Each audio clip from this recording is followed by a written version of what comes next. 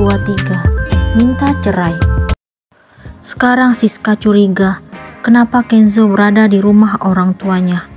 Dia sangat kesal setelah melihat foto itu dan menganggap Tasya sebagai pembohong, mengingkari kesepakatan yang mereka setujui sebelum menikah dengan Kenzo.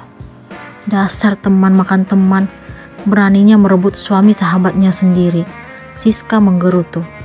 Siska merasa makin hancur dan tidak memiliki harapan untuk kembali bersatu seperti sedia kala bersama Kenzo.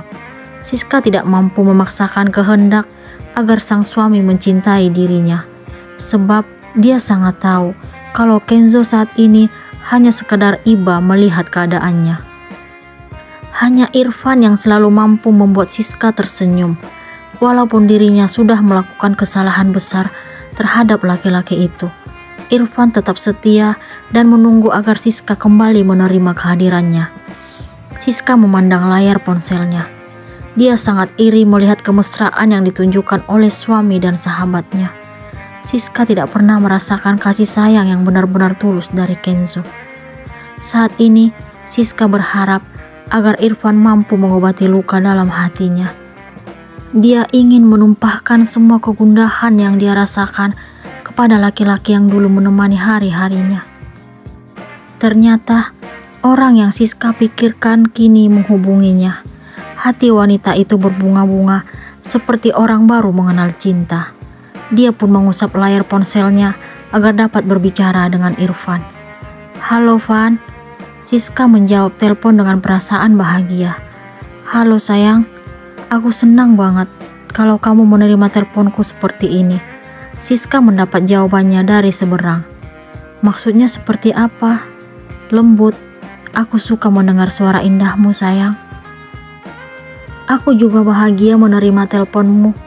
Suamiku tidak perhatian lagi padaku. Dia juga sudah tahu tentang kedekatanku denganmu.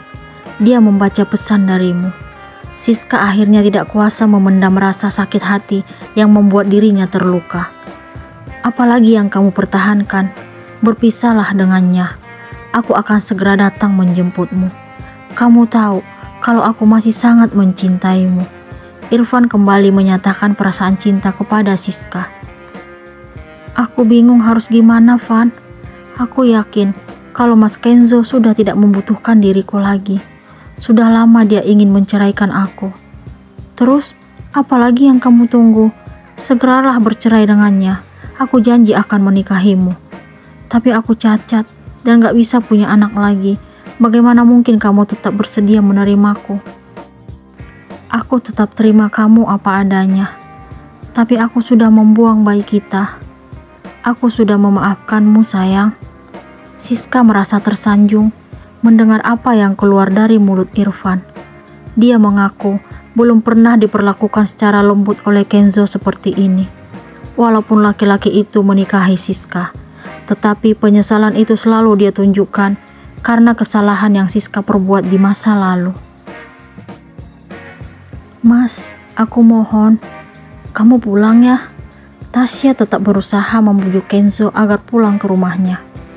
"Aku gak mau sayang, aku ingin tidur bersama anak dan istriku." Kenzo berharap agar Tasya mengerti dengan perasaannya. "Nanti Siska khawatir mas, itu gak benar. Dia justru bahagia kalau aku gak pulang." "Jangan berpikiran seperti itu mas, kasihan Siska." "Yang kasihan itu kamu. Dia tega memisahkan ibu dan anak. Tapi itu kesepakatan awal kami mas. Kesalahannya gak hanya pada Siska, aku juga bersalah. Sikap peduli kamu yang seperti ini membuatku semakin mencintaimu." Kenzo memeluk Tasya. "Lepasin mas." Tasya berusaha menepiskan tangan suaminya, tetapi tidak berhasil. Tasya pun terdiam dan menikmati dekapan Kenzo. Dia tidak berusaha lagi untuk meminta laki-laki itu pulang. Hati Tasya kini justru sangat bahagia berada di samping pria yang sangat dia cintai, walaupun kadang perasaannya tidak tega terhadap Siska. Tasya memandang wajah laki-laki yang telah menikahinya itu. Awalnya, dia tidak percaya hingga akhirnya jatuh cinta kepada Kenzo. Selama ini, Tasya selalu berusaha menolak agar tidak memiliki perasaan lebih terhadapnya. Tetapi tidak berhasil. Sekarang, Tasya baru menyadari bahwa sekuat apapun dirinya menolak cinta Kenzo, tetap saja tidak mampu menutup pintu hatinya yang telah terbuka untuk laki-laki tersebut. Tasya tidak memiliki kekuatan untuk membuang perasaan itu. Tasya selalu pasrah dengan apa yang akan terjadi. Dia menyerahkan semuanya kepada Yang Kuasa. Jika dirinya dan Kenzo ditakdirkan berjodoh, hubungan mereka akan makin erat. Namun, kalau memang mereka diciptakan tidak untuk bersatu, hubungan yang terjalin akan renggang. Kenyataan yang terjadi sekarang, Kenzo dan Tasya justru makin dekat. Kenzo makin menunjukkan perhatiannya kepada sang istri. Dia percaya kalau Tasya pendamping hidup dan jodoh terbaik untuk dirinya. Wanita itu telah menunjukkan cinta yang sesungguhnya. Pagi ini, Kenzo tampak bahagia. Dia sangat bersyukur karena akhirnya Tasya bersedia menerimanya kembali. Kenzo tidak menyadari kalau sang ibu memperhatikan tingkahnya yang saat ini sedang sarapan di meja makan. Sepertinya lagi bahagia banget, Ken. Bu Marisa pun ingin tahu apa yang membuat wajah putranya berseri-seri. Ini berkat wanita yang melahirkan anakku, Mi. Kenzo pun memberikan balasan kepada ibunya. Mami sudah menebak. Tasya itu memang istri idaman. Dia tidak hanya cantik di luar, tapi dalamnya lebih luar biasa. Iya, Mi, aku sangat bersyukur memilikinya. Semoga hubungan kalian tetap langgeng selamanya. Mami juga sayang sama dia. Dia sudah melahirkan penerus keluarga kita. Iya, Mi, akhirnya kita sekarang dapat menimang cucu. Pak Rio turut membuka suara. Keluarga bahagia tersebut menikmati sarapan dengan perasaan senang. Mereka selalu bersyukur bahwa apa yang diharapkan selama ini telah terwujud. Tasya telah memenuhi keinginan terbesar keluarga Kenzo, yaitu kehadiran seorang penerus. Tanpa mereka sadari, Tasya pun datang menghampiri sambil menggendong sang buah hati. Hatinya tersentuh saat dia tidak sengaja mendengar pembicaraan sang mertua dan suami tercinta. Kenzo langsung berdiri melihat Tasya, lalu menghampirinya. Dia menuntun wanita itu duduk di kursi yang berada di sampingnya. Tasya selalu terpesona menerima perhatian yang Kenzo berikan. Ternyata anak papa nggak bobo. Kenzo mengambil posisi berdiri. Dia mengusap pipi anaknya yang sedang terbangun. Tadi sempat tidur sebentar, Mas, setelah minum ASI, tapi terbangun lagi. Tasya memberikan balasan kepada suaminya. Mungkin karena semalam tidurnya nyenyak banget, sayang. Jadi pagi maunya melek aja. Kenzo menyadari kalau Kevin tadi malam terlelap pulas. Mungkin iya, Mas. Kamu sarapan, sayang. Sini Mami yang gendong Kevin. Bu Marisa menghampiri Tasya. Tasya pun memberikan anaknya kepada sang ibu mertua. Dia meraih piring yang telah tersedia di meja, kemudian mengisinya dengan nasi dan lauk pauk. Dia merasa lapar setelah memberikan ASI kepada Kevin. Pak Rio dan Bu Marisa sangat mengerti dengan tatapan sendu Kenzo kepada Tasya. Mereka pun beranjak dari tempat itu menuju teras depan rumah. Sementara Kenzo kembali menghempaskan tubuh di samping Tasya. Kamu pasti lapar banget ya, sayang. Kenzo menyadari reaksi Tasya menikmati menu yang dihidangkan di meja. Iya, Mas. Kevin minumnya banyak banget. Bawaannya jadi lapar deh. Tasya jujur kepada suaminya. Makan yang banyak ya, sayang. Anak kita butuh nutrisi yang cukup. Kenzo mencium kepala Tasya. Pasti, Mas. Oh ya, kamu kok belum berangkat ngantor? Ini mau berangkat, nanti sore aku tetap pulang ke sini. Kenzo mendaratkan kecupan di kening istrinya. Terserah kamu aja, Mas. Tasya merasa tidak akan berhasil melarang ayah dari anaknya itu. Terima kasih, sayang. Kenzo sangat bahagia.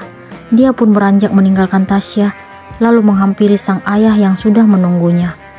Kenzo mencium sang buah hati tercinta, lalu berpamitan kepada ibunya. Dia merasakan kebahagiaan luar biasa pagi ini. Wanita yang sangat dia cintai telah memberinya kekuatan dan semangat untuk menjalankan aktivitas di kantor nanti. Sore ini setelah pulang kantor, Kenzo mampir ke rumahnya. Dia ingin memberitahukan kalau dirinya akan tinggal selama beberapa hari di rumah orang tuanya. Siska tidak terkejut sama sekali. Dia justru menunjukkan senyumannya. "Kamu pikir aku nggak tahu kalau Tasya di sana, Mas?" Siska langsung memberikan tebakan yang pasti mengenai keberadaan Tasya. "Bagus kalau kamu sudah tahu. Aku juga yakin kalau kamu bahagia jika aku nggak di rumah. Kamu bisa bebas berhubungan dengan pria itu. Itu yang ingin aku katakan padamu. Sepertinya tidak ada gunanya lagi mempertahankan hubungan kita, Mas. Sekuat apapun aku mencoba, tapi cintamu tetap hanya untuk Tasya. Dari dulu aku juga sudah meminta agar kita berpisah, tapi kamu tetap ngotot untuk bertahan. Hatiku tidak akan mungkin terbuka lagi untukmu. Itu terjadi sudah lama, apalagi setelah aku tahu kesepakatan yang kamu putuskan dengan Tasya. Bagaimana mungkin kamu tega memisahkan seorang anak yang baru lahir dari ibunya? Apa karena kamu tidak pernah mengalaminya?" Kenzo tampak kesal kepada Siska. "Iya, aku justru pernah membunuh anakku." "Puas kamu, Mas?" Akhirnya Siska pun menceritakan tindakan aborsi yang dia lakukan di masa lalu saat hamil anak Irfan. Dia mengaku melakukan itu karena orang tuanya tidak menyetujui hubungan mereka. "Apa? Aku tidak pernah menduga kalau kebusukanmu ternyata lebih dari yang aku tahu. Aku tidak menyesal karena tidak pernah memberikan cintaku padamu. Kamu gak pantas dicintai." Kenzo makin kecewa terhadap Siska.